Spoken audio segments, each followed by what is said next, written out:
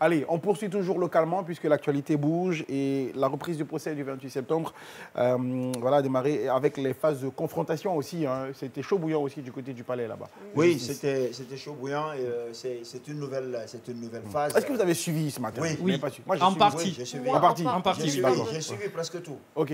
J'ai suivi presque tout. Je n'ai pas. Vous avez vu la confrontation d'Addis, Toumba, Marcel. J'ai suivi ça. J'ai vu aussi la confrontation Toumba, Tchekbro, Marcel. J'ai vu également la confrontation entre Gomou et Toumba. Dadis, il reste ferme. Hein. Il le dit, Marcel a toujours été l'adjoint de Toumba. Et c'est ensemble qu'ils montaient et qu'ils descendaient. Oui, jusqu'il n'a pas pu, en tant que président, fournir la moindre preuve, parce que c'est lui qui prenait les actes nominatifs. Et l'autre chose que j'ai Il n'a même pas des photocopies avec lui de sa gestion de chef d'État. Il n'a pas des archives, il n'a pas des cartons à la maison. En fait, c'est pas par rapport à cette situation. Lui-même, il reconnaît qu'il n'avait pas pris d'acte officiel. D'accord. Donc, si tu n'as pas pris d'acte officiel en tant que président, comment tu vas le prouver? Et ce que je remarque aujourd'hui, c'est deux choses. C'est par rapport à Marcel. Je trouve que Marcel a rejoint d'une certaine façon le camp Toumba. Sa version a changé. Elle est aujourd'hui plus proche de celle de Toumba. Et apparemment, il le reconnaît comme depuis la fois dernière qu'il était effectivement au stade. La deuxième chose, c'est par rapport au colonel Tchekbro. Par rapport à la grenade, il semblait qu'il avait dit au prime abord que c'était Toumba qui avait sorti la grenade.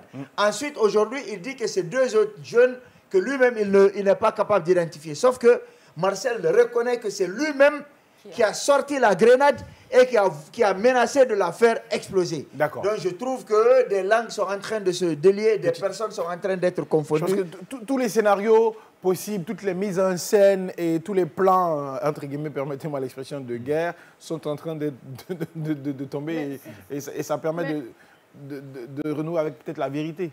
Mais ce qui est en train de se passer aujourd'hui, c'est qu'on se rend compte en fait que Marcel est en train d'affirmer tous les propos de Toumba. C'est-à-dire, il confirme tous les propos de Toumba et il va dans le sens où il faut en fait enfoncer les autres pour pouvoir vraiment sortir sa tête du... Mais enfoncer qui exactement? Mais après, enfoncer qui? Après, il y a Dadis forcément. Et après, il y a aussi quelques irrégularités qui ont été quand même des différents partis qui sont sortis. Déjà, la confrontation devait se faire sur certains propos.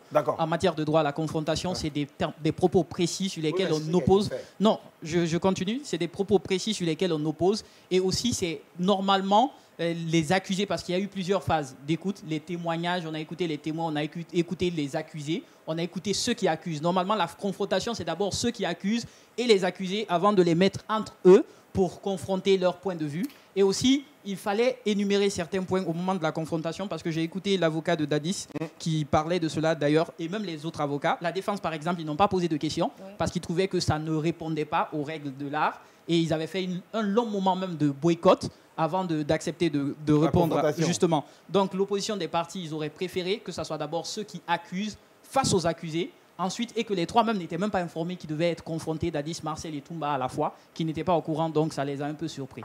Alors, moi, je pense qu'on ne peut pas céder à toutes les caprices de la défense. Vous savez que la défense est dans une stratégie. Le président ne va pas faire tout ce qu'il veut. Je dis qu'on avait besoin de cette confrontation. C'est une première phase. Ensuite, les accusés viendront, les témoins viendront. On ne peut pas faire tout le même jour. C'est un long cheminement. C'est un long cheminement. Voilà. Donc, procès marathon. Voilà, procès marathon. On est parti peut-être même pour... encore une année de plus. Oui. À la base, c'était sur 12 mois. Parce qu'après, il y a des plaidoiries, après, il y aura les réquisitions. Il y a les coupures de courant, il y a des évasions, il y a plein de choses qui se... Voilà. Non, parlant d'évasion, je me suis posé la question mille et une fois. Est-ce que ça n'a pas eu une incidence sur le déroulement du procès, je veux dire, sur la crédibilité des dires désormais de ceux qui ont tenté de s'évader? Aujourd'hui, ce qui est sûr, c'est que si quelque chose... Avec une présence en moins aussi. Oui, mais si quelque chose est dit sur celui qui s'est évadé, c'est lui qui a décidé de partir.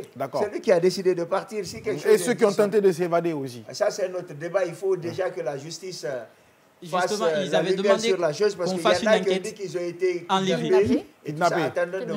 Les enquêtes ont donné quoi? Non, c'est pas fini. Les enquêtes en Guinée, c'est toujours... On attend de voir.